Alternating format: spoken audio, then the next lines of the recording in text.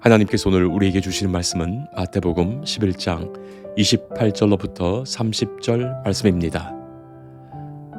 수고하고 무거운 짐진 자들아 다 내게로 오라. 내가 너희를 쉬게 하리라. 나는 마음이 온유하고 겸손하니 나의 멍에를 메고 내게 배우라. 그리하면 너희 마음이 쉼을 얻으리니 이는 내 멍에는 쉽고 내 짐은 가벼움이라 하시니라. 아멘. 우리 민족의 8.15 해방은 전적인 하나님의 은혜로 주어진 것입니다. 우리가 뭘 해서 얻어낸 것이 아닙니다. 우리가 뭘 해서 얻은 것은 오히려 일제강점기입니다. 그러나 8.15 해방은 전혀 우리의 힘이나 능력이나 실력에서 우리가 얻어낸 것 아닙니다. 그것을 정직하게 고백해야 합니다. 하나님이 그 옛날 이스라엘 백성들을 애굽에서 전적으로 구원하여 홍해를 건너게 하심처럼, 그리고 바벨론의 포로에서 전적인 하나님의 역사로 자유와 해방을 주시어 예루살렘으로 돌아가게 하신 것처럼 그야말로 하나님의 은혜로만 우리에게 주어진 것입니다. 세상에서 가장 가난하고 무지하고 더럽고 미개했던 나라인 우리에게 복음이 전해졌고, 우리도 이스라엘처럼 고난 속에서 기도하게 하셨고, 전적인 하나님의 은혜로 이 나라는 해방을 얻게 된 것입니다. 그러나 자유의 기쁨은 잠시뿐, 우리들끼리 죽고 죽이는 동족 전쟁을 벌이며 남북이 갈라진 나라가 우리나라입니다. 소중한 자유는 결코 공짜가 아닙니다. Freedom is not free 라는 명언이 있듯이 결코 이 자유가 공짜가 아닙니다. 자유는 목숨만큼 소중한 것이며 그 목숨을 바꾸어 얻어야 하는 것이기에 그렇습니다. 자유의 소중함을 모르니, 구원의 소중함을 모르니 또다시 죽고 죽이는 죄악의 구속에서 또 붙들려 사는 겁니다. 인간의 진정한 평안과 쉼이 어디에 있는 것입니까? 오는 8월 15일 광복절에 현 정부에서 21대 대통령 국민 임명식을 하는데, 대통령실에서 초청장을 만들어 많은 관계자에게 전달했습니다. 대부분은 우편으로 전달됩니다. 재판 중인 전직 대통령 부부를 제외하고 전직 대통령 및 배우자에게는 직접 정무수석이 찾아가서 전달한다고 합니다. 그 초청장을 너무나도 반갑게 받는 사람이 있을 것이고, 그 초청장을 받기가 너무나 싫은 사람도 있지 않겠습니까? 오늘 우리가 읽은 이 본문의 말씀은 별명이 있습니다. 위대한 초청장이라는 별명이에요. The Great Invitation, Universal Invitation 이라는 별명이 붙어 있습니다.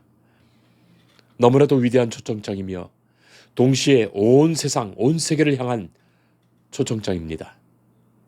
이 초청장은 남녀노소, 빈부 귀천을 떠나 누구에게도 보내지는 초청장이며, 한 나라, 한 민족, 특정한 사람이 아니라 온 세상의 누구라도 기뻐하며 즐거워할 위대한 초청장입니다. 초청장입니다. 소집 명령장이 아닙니다. 그러니 강제가 아닙니다. 얼마든지 그 초청장에 응하든지 그렇지 않든지 자유이지요. 눈치 볼 것 아닙니다. 다른 사람이 그 초청을 어떻게 생각하는지 살필 것도 아닙니다. 온 세상의 모든 이에게 보내진 초청장입니다. 그리고 이 초청장에는 그 옛날 초청하시는 예수님의 목소리가 그대로 담겨져 있습니다. 더욱이 이 초청장은 그 옛날에 초청하신 것이지만 오늘 지금 이 시간에도 여전히 유효하고, 더 분명한 것은 지금 여기에 있는 나에게, 각자 나에게 전달된 것이에요. 많은 사람들이 받도록 공개된 초청장이지만 이 시간 성령께서 직접 이 초청장을 들고 여기에 있는 당신, 곧 나에게 건네주시는 초청장입니다. 내용은 이것이에요. 수고하고 무거운 짐진 자들아 다 내게로 오라. 내가 너희를 쉬게 하리라. 나는 마음이 온유하고 겸손하니 나의 멍에를 메고 내게 배우라. 그리하면 너희 마음이 쉼을 얻으리니 이는 내 멍에는 쉽고 내 짐은 가벼움이라. 그렇게 되어 있습니다. 이 초청장에서 몇 가지 생각해 보겠습니다. 먼저는 초청을 받은 대상자입니다. 특이하게도 수고하고 무거운 짐진 자들아, 그렇게 부르셨습니다. 사랑하는 성도 여러분, 수고하고 무거운 짐, 여러분 어떻게 느껴지십니까? 이 짐은 인간이 지는 인생의 필연적인 짐이에요. 최초의 인간이었던 아담과 하와가 에덴 동산에서 하나님을 거역하여 쫓겨났을 때 하나님께서 하신 말씀이 너는 평생에 수고하여야 그 소산을 먹으리라. 인생의 수고가 필연적임을 말씀해 주셨습니다. 단순히 먹고 사는 데 있는 수고만을 말하는 것이 아닙니다. 그의 인생이 필연적으로 수고가 있는 인생이에요. 우리가 불렀던 찬송 내 고생하는 것 옛 야곱이 돌베개 베고 잠 같습니다. 들판에 야곱이 돌 베고 자는 것처럼 그런 고생이 인생에게 있어요. 왜 수고로운 일이 됩니까? 왜 무겁고 고생된 일이 됩니까? 목적을 잃고 의미를 잃었기 때문입니다. 가치를 잃었기 때문입니다. 수고가 아니고 고생이 아닌 것은 의미가 같이 있을 때예요. 사랑하는 자식 먹이기 위해서 수고하고 고생할 때 기쁜 마음 들고 수고가 아니고 고생 아니라고 여겨집니다. 그러나 목적을 잃고 공허하고 의미가 없을 때 모든 것이 수고로 느껴지며 고생으로 여겨집니다. 죄를 지어 에덴에서 쫓겨났기에 인생의 하나하나가 다 수고로운 일이 되고 똑같은 일을 해도 소망을 잃었기에 지치고 피곤해집니다. 이 짐의 결과가 무엇인지도 모른 채 수고의 짐, 무거운 짐을 지는 거예요. 내일을 잃어버린 허무한 인생에서 절망하며 짐을 지고 살아갑니다. 삶의 실존을 단적으로 그렇게 말하신 거예요. 예수님은 바로 그런 처지에 있는 인생을 보시며 말씀하시는 겁니다. 수고하고 무거운 짐진 자들아, 다 내게로 오라. 수고하고 무거운 짐을 지며 진정한 쉼을 구하는 참된 자유를 갈망하는 이, 해방과 구원을 소망하는 이에게 이 초청의 말씀은 가뭄의 단비와 같은 것이고 목마름에 주시는 생수와 같은 기쁨이 됩니다. 성도 여러분, 예수님이 처음 복음을 전파하시면서 이사야 선지자의 옛 말씀을 인용하시면서 하셨던 말씀이 있습니다. 누가복음 4장 18절이 그것입니다.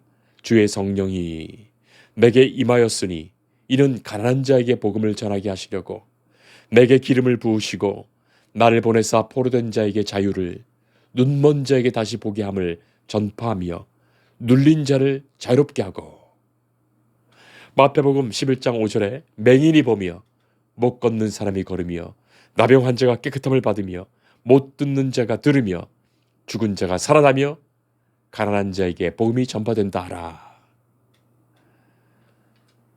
왜 예수님의 복음이, 이 복음의 말씀이 가난한 자, 포로된 자, 눈먼 자, 눌린 자, 못 걷는 자, 나병 환자, 죽은 자를 향한 것입니까? 성도 여러분, 역설적으로 생각해보면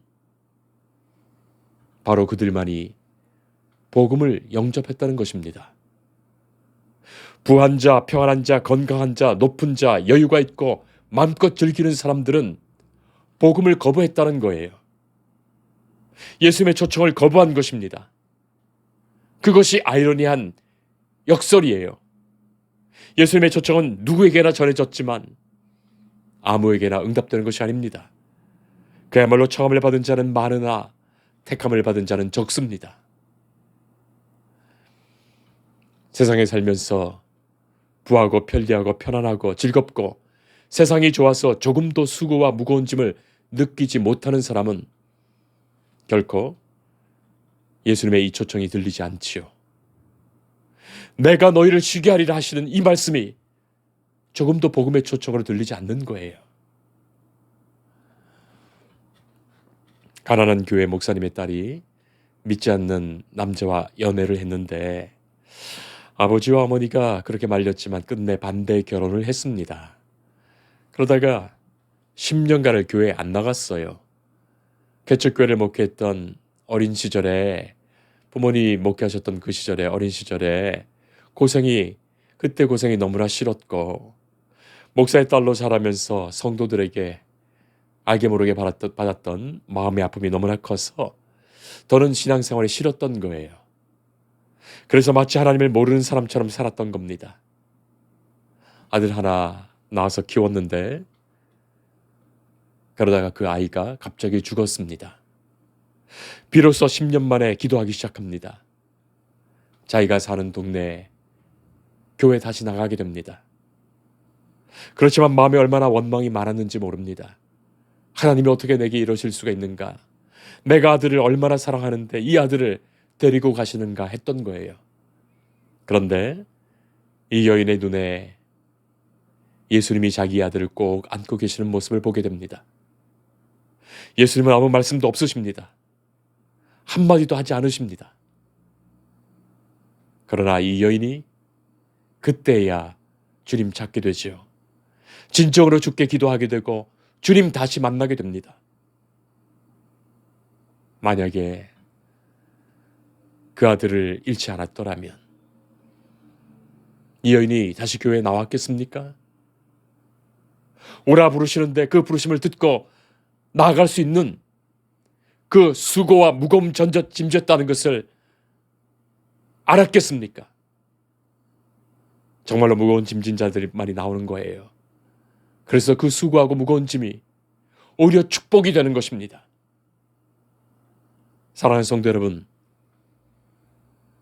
여러분 한 사람 한 사람이 이 자리에 있는 것, 이 말씀을 듣는 것, 그야말로 기적이에요. 하나님이 너무나도 크신 은혜를 베푸신 거예요. 내 수고의 짐이, 내 무거운 짐이 결코 절망이 아니라 참된 자유와 쉼의 길, 생명의 길을 열어주시는 축복이 되는 겁니다. 프랭크 시나트라의 My Way라는 곡이 있습니다. 저도 이 노래를 좋아해서 젊었을 때 많이 불렀습니다. 그런데 한때 이 노래는 필리핀에서 금지곡이 되었습니다. 노래는 멋있지만 이 노래 가사는 꽤 우울하지요. 인생의 마지막 커튼 앞에서 자기만의 길을 걸어갔던 것을 생각하며 이제는 마지막 자기 길을 내가 선택해서 가겠노라, 그런 노래인데 이 노래 틀어놓고 필리핀 사람들이 그렇게 자살을 많이 했던 겁니다. 사랑하는 성도 여러분, My Way, 자기 생각대로, 자기 뜻대로, 자기 자존심에서 걸었던 자기 길에서 예수님은 너의 길을 돌이켜 당신의 길로 나오라 하시는 거예요. My Way가 아니라 His Way, 그의 길을 따르라 하십니다. 너희는 나의 길로 나오라 하십니다. 내게로 오라 하십니다. 나는 마음이 온유하고 겸손하니 나의 멍에를 메고 내게 배우라. 사실 모든 불행은 온유하지 못하고 겸손하지 못하기 때문이지요. 거칠었고 교만했기 때문입니다. 온유하시고 겸손하신 주께서 우리를 부르시는 거예요. 조금도 질책지 않으시고 기쁘게 부르시며 반갑게 맞아주십니다. 찬송가 524장, 갈 길을 밝히 보이시니 주 앞에 빨리 나갑시다. 우리를 찾는 구주 예수 곧 오라 하시네. 우리를 오라 하시는 말 기쁘게 듣고 순종하세. 구주를 믿기 지체 말고 속속히 나가세. 우리의 찬송이어야 하지 않겠습니까? 예수님 말씀하십니다. 나의 멍에를 메고 내게 배우라. 이스라엘에서 농사를 하면서 밭을 갈 때 평지에서는 한 마리의 소가 쟁기와 보습을 끌지만 비탈진 길, 험한 길에서는 두 마리의 소를 묶어서 밭을 간다 합니다. 만약에 암소와 수소가 같이 끌면 수소에게 멍에를 조금 더 무겁게 매게 합니다. 암소는 작고 힘이 약하니 말이죠. 조금 덩치가 큰 소와 작은 소가 같이 끈다면 덩치가 큰 소에게 멍에를 조금 더 무겁게 맵니다. 그렇게 힘을 더 쓰는 소에게 멍에를 또 무겁게 매게 하는 거예요. 자, 바로 그런 상황을 장면을 염두에 두신 거예요. 나의 멍에를 매라 하십니다. 곧 예수님의 멍에입니다. 예수님이 지금 지시고 계신 멍에예요. 그 멍에를 우리와 같이 매자 하시는 거예요. 예수님 말씀하십니다. 내 멍에는 쉽고 내 짐은 가볍다. 예수님이 멍에를 다 매시고 예수님이 짐 다 지셨습니다. 그래서 우리가 함께 예수님의 멍에와 짐을 맨다 할지라도 예수님이 다 지고 계시기에 알고 보면 우리는 가벼운 겁니다. 저도 우리 아이들이 어렸을 때 시장 같은 곳에 같이 가서 아들과 같이 짐을 같이 들고 갈 때가 있었습니다. 실은 제가 팔도 길고 제가 다 들고 있어요. 그러나 아이가 짐을 같이 든다고 한쪽 끈을 손에 잡고 있습니다. 그래야 아빠와 수고를 같이 하는 거예요. 그런데 가만히 보면 실은 그거는 짐을 드는 것이 아니지요. 짐의 무게가 하나도 전달되지 않습니다. 그러나 그 짐을 놓아서는 안 됩니다. 그래야 아빠의 걸음에 보조를 맞추면서 딴 길로 가지 않고 아빠가 가는 그 길로 잘 가게 됩니다. 길 잃지 않는 거예요. 바로 그런 장면을 생각하시면서 예수님께서는 내 멍에를 함께 매자 하십니다. 그리고 예수님은 내 멍에를 너희가 매라 하십니다. 얼마나 아름다운 표현입니까? 찬송가 445장에 태산을 넘어 험곡에 가도 빛 가운데로 걸어가면 주께서 항상 지키시기로 약속한 말씀 변치 않네. 깜깜한 밤에 다닐지라도 주께서 나의 길 되시고 나에게 밝은 빛이 되시니 길 잃어버릴 염려 없네. 함께 멍에를 메고 주께 배우면 인생의 길 잃어버릴 염려가 없습니다. 주님 말씀하십니다. 내게 배우라. 배운다는 말의 원뜻은 제자가 된다는 말씀이에요. 제자는 하루아침에 되는 것 아닙니다. 단순히 지식을 배우는 것 아니라 예수님의 도를 배우는 것입니다. 예수님의 길을 따르는 거예요. 일생을 그의 길을 따라가는 것 말합니다. 그가 제자예요. 우리는 부지런히 배워야 합니다. 말씀을 따라야 합니다. 배우지 않으면 내 생각대로 행하면서 죄만 짓는 거예요. 주의 말씀이 우리를 지켜주시기에 부지런히 배워야 합니다. 아브라함 링컨은 대통령 재직 시절보다 오히려 세상을 떠난 다음에 미국 국민들로부터 더 많은 존경을 받았던 분입니다. 남북 전쟁이 치열했었던 때 링컨 대통령이 게티스버그 전장에서 미드 장군에게 보냈던 편지가 훗날 사후에 공개된 바 있습니다. 내용은 공격하라는 명령문이에요. 그런데 끝에 이렇게 적혀 있습니다. 미드 장군, 이 작전이 성공한다면 그것은 모두 당신의 공입니다. 만약 실패한다면 그것은 내 책임입니다. 실패해서 돌아온다면 대통령이 공격 명령을 내렸다는 명령문을 공개하십시오. 그렇게 쓰여 있었습니다. 여러분 얼마나 훌륭합니까? 우리나라 대통령은 전부가 자기는 안 했다고만 하는데 말이죠. 예수님은 말씀하십니다. 내가 너희를 쉬게 하리라. 너희 마음이 쉼을 얻을 것이다. 주님 주시는 이 쉼이야말로 참된 자유요 해방입니다.